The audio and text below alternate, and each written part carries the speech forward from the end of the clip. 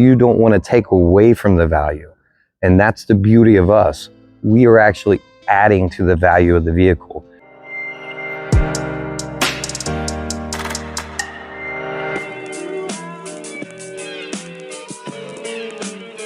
Okay, so today we are back out in Middletown, Ohio to work on this beautiful 67 Pontiac GTO, the original muscle car. These things are awesome. They're an awesome car. Now, this is obviously a good looking car and anybody would love to have it. It has some problems with the paint. Now, you can constitute a repaint on a car like this. That's fine. You can do something like that. But what happens is it takes away from the value of the vehicle because it's not the original paint job. And I know there's people going, that's not true. It is and it isn't. It's a mixed bag. This is what I know. I know if you get a car like this, you disassemble it, you do a proper paint job on it, you can pay excess of $20,000 to $30,000 for a paint job. This is where we come in. We can take a car like this with paint that's messed up and actually make it look a lot better. So when we do a coating on a vehicle like this with the paint that has swirl marks in it, scratch marks, love marks, that's been like this for years, we're not taking away from that. We're not doing something aftermarket, which we are, but it really comes down to anybody that does coatings knows it's not the coating that makes the coating. It's the polishing and the polisher that makes the coating. That's really what it comes down to, the prep work. What kind of prep work do you get with this? This car is beautiful shape, and it is beautiful shape, but the paint's been neglected. It's been a little neglected. And this is where this comes into place. So a classic car or something that's nostalgic, you don't want to take away from the value. And that's the beauty of us. We are actually adding to the value of the vehicle. If we can take the original paint and make it better what it was, or even try to bring it back for the way it came out of the showroom and freshly painted, we can get it looking like that and keep it looking like that. We've just added value to this vehicle. And that's all I have to say on this. Let's go ahead and get started. We're going to do a wash and decon on this. We're probably going to do a two-step polish in some of the places, and then we're going to do a 7-year coating just like we did on the 68 Roadrunner. This car is going to end up awesome, and I can't wait to see it when it's done.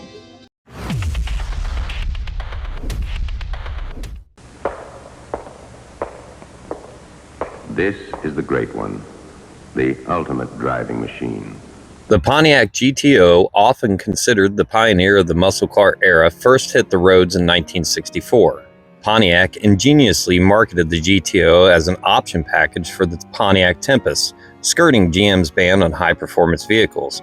The original GTO packed a 389 cubic inch V8 producing 325 horsepower, making it a beast on the streets. From 1964 to 1967, the GTO underwent several enhancements. The 65 model introduced the iconic stacked headlights and more powerful tri-powered carburetor setup. By 1966, the GTO became a standard model, further solidifying its legendary status. The second generations from 1968 to 1972 saw a complete redesign. It featured a more aggressive look with semi-fastback body style.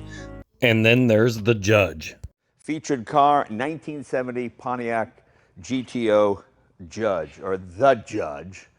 These were a performance-oriented version introduced in 1969 quickly became a symbol of the muscle car culture. However, by the early 70s, stricter emission standards and fuel crisis began to take a toll. The GTO performance gradually declined, and in 1974, it was reduced to an option package for the Pontiac Venture, making the end of its first era. The GTO name was resurrected in 2004 with rebadge version of the Australian Holden. This Holden, a GTO powered by a 5.7L LS1 V8, later upgraded to a 6.0 LS2 V8, provided a nostalgic yet contemporary muscle car experience.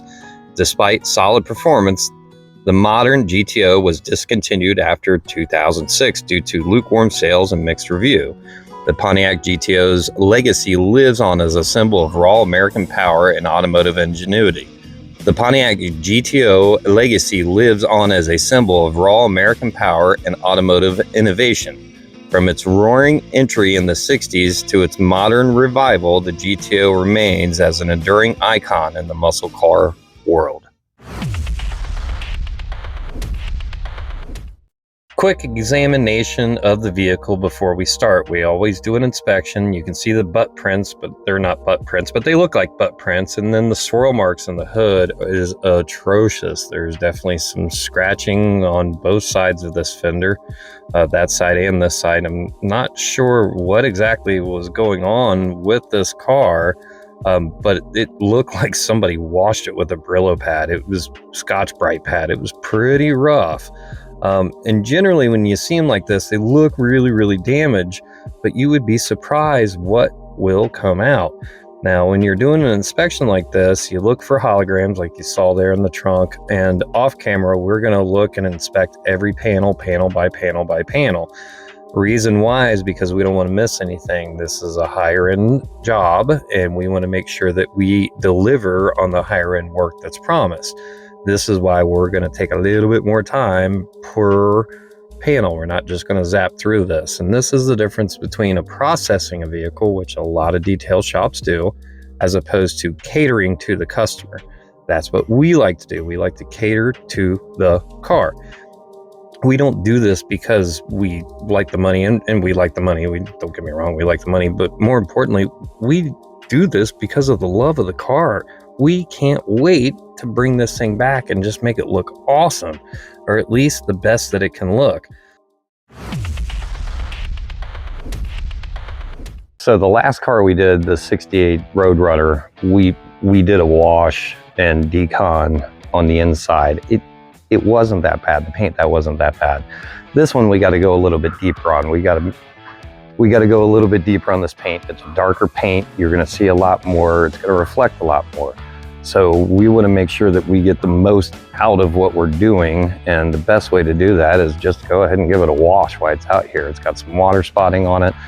We don't know how long, what type of waxes are on it. We don't know what type of protectants are on it. All we know is that the paint's pretty beat up, and then when you get those little love marks, scratch and grooves, this is where debris or crud can sit in there. So we will be a little bit more aggressive as far as going about deconning this, and just for the mere fact that's a proper way to do it, and it's going to be a lot easier for us to get the tires clean.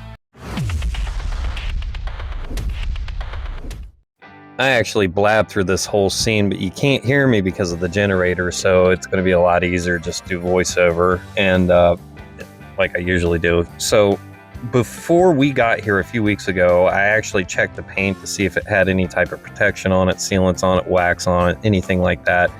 I didn't see anything with a hydrophobics test. After talking to the customer, he expressed to me that they put some type of wax on it last year. It wasn't that great, obviously. So with that said, I don't feel bad about going straight to iron remover on the wheels, tires, paints. I don't feel bad about doing that. Even though that the paint was messed up on this car, relatively it felt pretty smooth, meaning that somebody has cared for this car. Obviously it looks good, but when you get in closer, maybe they went a little bit too much care there.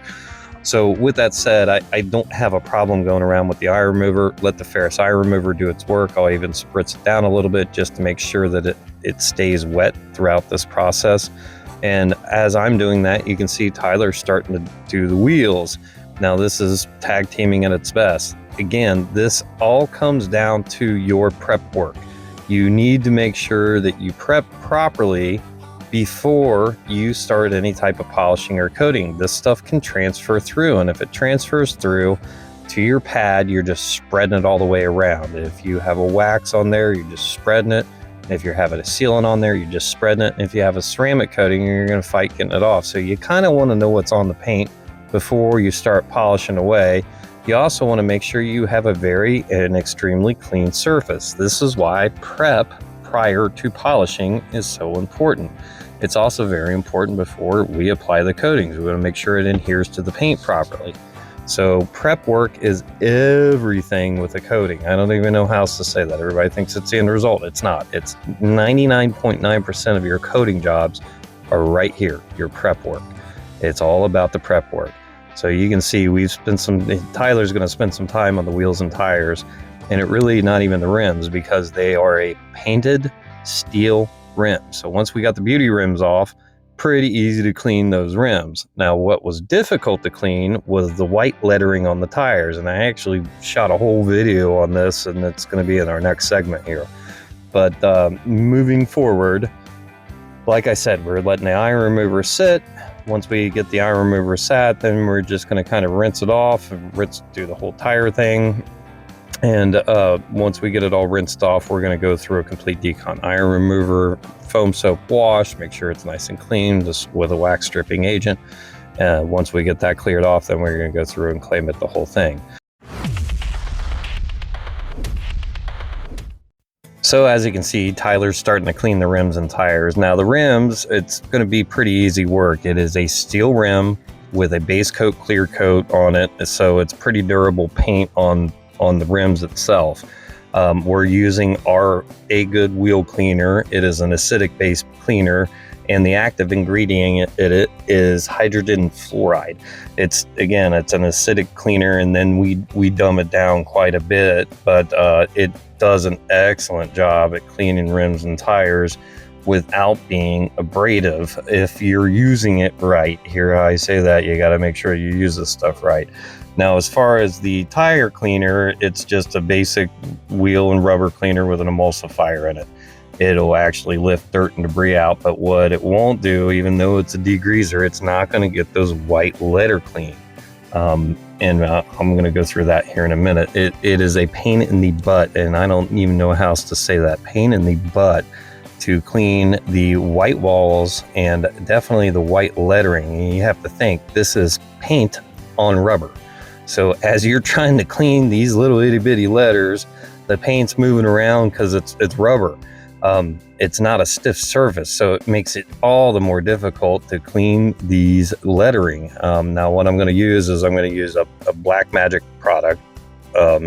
It's not an acid, it's more of like an alkaline based. It's not an acid, so I'm going to use that, and then I use like a Scotch Brite, what you would find in your kitchen. So we just spray down the Black Magic, and we just scrub letter by letter by letter by letter. Now, as I'm going along, you'll see the top lettering get white, and as opposed to the bottom lettering. So you can't just spray this stuff on and hope for the best. You got to put some elbow grease into it, and there's no little polishers or cleaners that's going to get that. And you can try using like a rotary brush on a drill. It's not the same as just you doing it by hand. You do it by hand, it comes out right. But look at the difference. The top lettering to the bottom lettering. Now this method sucks, but it gets the rim so clean. Okay, so we're starting to set up for our final phase of the prep here. Now, from the wheels, tires, iron remover, prep time, we got about 2 hours, maybe a little bit more into prep time on this car.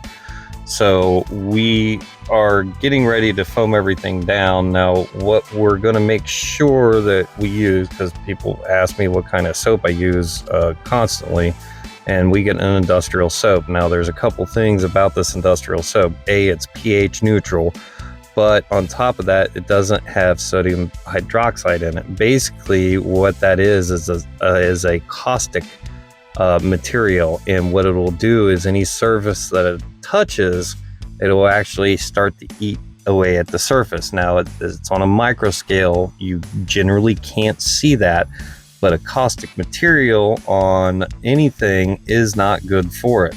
With that said, we want to make sure that we use a good foam soap, and that's what we use for a majority of the cars that we use. Now, we get one that's really badly damaged, maybe those caustic materials come in. And at home, a lot of FYI, a lot of home products have those caustic materials in it, sodium hydroxide and a bunch of other chemicals that are bad for the environment, bad for the turtles, bad, all that kind of stuff. And this is why that we use a pH neutral soap that doesn't have those chemicals in it. So it's more environmentally friendly for all around your house, your dog, your cat, anything, your kids.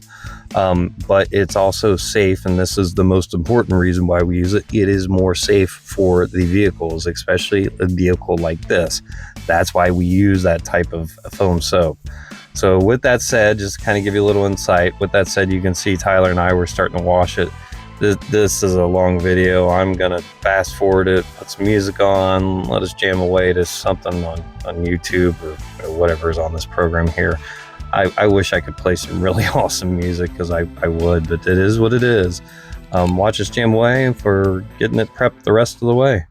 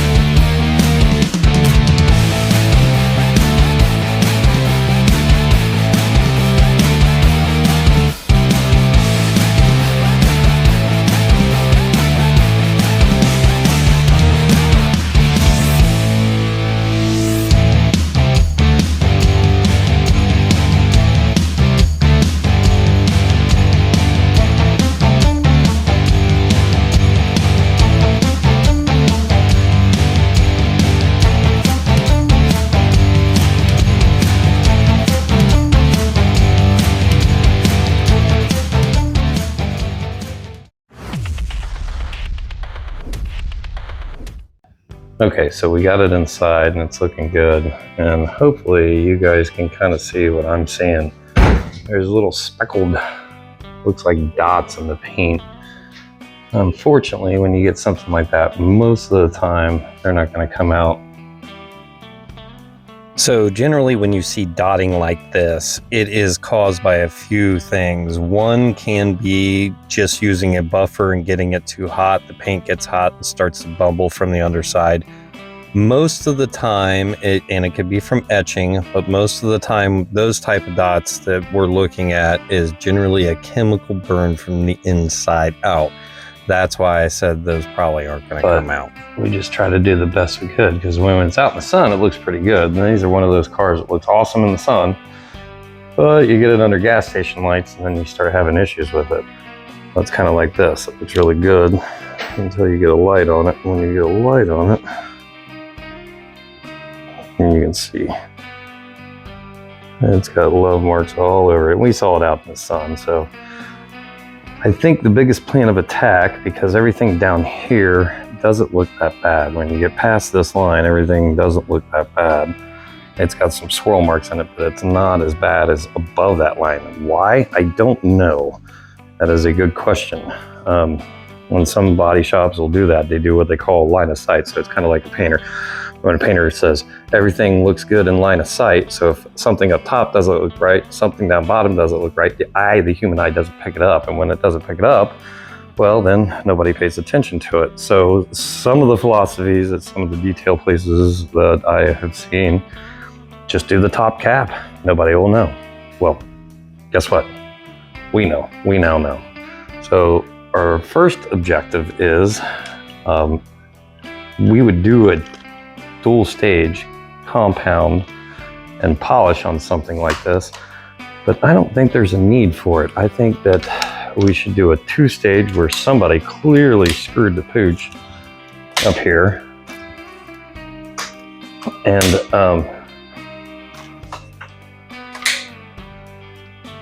we're going to do a two-stage on the hood and on the back deck. Above and beyond that, I don't think there's a reason for it. After that, it'll be all single stage. So we're going to buzz right through this and let's see how this turns. I want to apologize. I didn't get any footage of us compounding or polishing this vehicle. We got this side. We just did compound on it, and you can already see the difference. It's already looking better, and it's still got some issues there. Still has the dotting if you can find it in the lighting source, but from where we're at and where we started, it's a huge difference. Okay, so we got the hood compounded, and a couple things, if I can find it. There is one nasty little scratch that goes all around the hood. I might be able to see it better from here. And it is right there. You can see it in the light. I get down close on it. Kind of a booger to see, but you can see it. It's right there. So first stage is done up top. The hood is done as far as compounding. The trunk area is done. And like I said, from this pinstripe up is where all the areas of problems lie. So we're just gonna compound this area right here on both sides of the car. That way it gets all the swirl marks out of it. We got one nasty little area right here and here. I don't know what's up with that. Once we get done with that, then we'll polish the whole thing out and make this thing look as pretty as it should. And it already is pretty. Let's get it just a little bit better. Okay, so this is kind of what I was talking about. You can see, and we saw it out in the sun, but now we're getting close up with it with the light. And we can see the scratches and whatever the hell's going on down here. And to me, that looks like somebody going in with a high-speed buffer that didn't know what they were doing. And that's, you can see the striations in it. I mean, you look at the striations. That is definitely marked from a buffer. And we also got something going on here. And we had it going on the other side, and we already took care of it. Yeah, you can see it right there. But the rest of it's turned out pretty good. So for a first cut, not so shabby. But we're gonna go ahead and get all this taken care of. Okay, so we got the one step done on it, and you can see, I mean, it's a massive difference already. And the problem area that we're having up here, it's still got a couple marring marks, if you will, but barely noticeable. And when we go to polish it, remember, this is just the first step. When we go to polish it, it's going to look way better.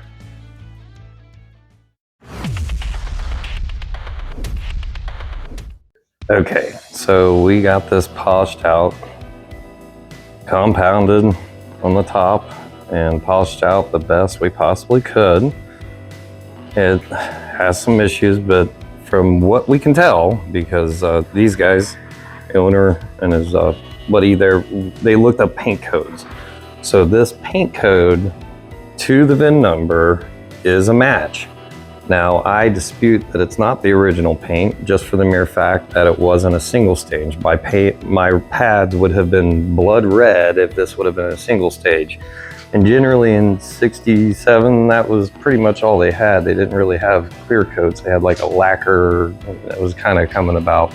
But for automotive, it was a hardened single stage paint. This is not that. This is not that. That is clearly a two-stage. Now there's a couple spots here. The little dots that were in the hood didn't come out. And I'm trying to capture them on camera. And it looks really good. I mean, the paint looks really good just standing here, but you know, you give it a foot, it looks awesome. And that's what you're gonna get with an old paint. And this is where we come in again. So we had problems with the paint. It didn't look right when we first started. We went through and worked our magic on it, and now it's back up to par, and the paint is era correct, if you will. So this is where I say that we add value to the vehicle. We don't want to take value away. And doing a proper polish, proper compound, having it done right, having it coated, this is going to protect it and make it look like this for years to come. And then I think from where we started to where we ended up at, it's outstanding.